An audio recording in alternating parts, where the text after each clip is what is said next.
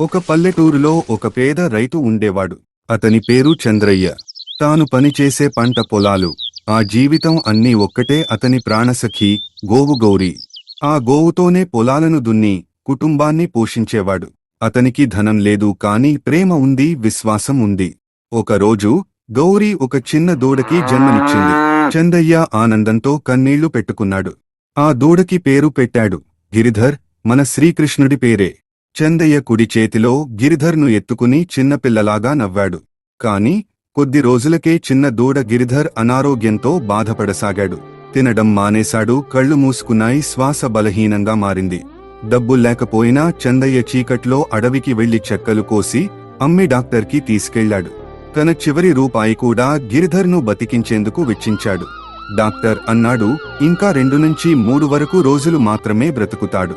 ఆ మాటలు వినగానే చంద్రయ్య హృదయం పగిలిపోయింది. గిరిధర్ను గట్టిగా పట్టుకుని ఏడ్చాడు. ఏ కృష్ణా, నీవు గోవులను కాపాడేవాడు, ఇప్పుడు నా బిడ్డను కాపాడు. ఆ రాత్రి మెరుపులు మెరిశాయి, గాలులు ఊపిరి పీల్చుకున్నట్టు వేగంగా వేగించాయి. చంద్రయ్య గిరిధర్ పక్కన కూర్చుని భగవంతుణ్ణి ప్రార్థించాడు. ఉదయం వెలుగు పడినప్పుడు పొలంలోకి ఒక యోగి వచ్చాడు.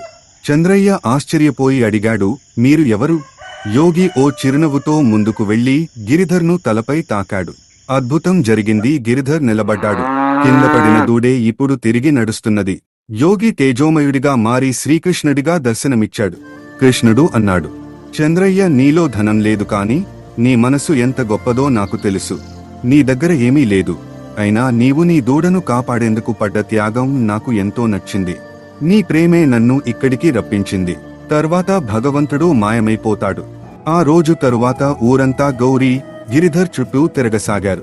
వాళ్ల పాదాలకు నమస్కారం చేసి ఆశీర్వాదం తీసుకోవడం ప్రారంభించారు. ఎందుకంటే దేవుడు ఉన్నది దేవాలయంలో కాదు, ప్రేమ ఉన్న చోట కృష్ణుడే ఉంటాడు.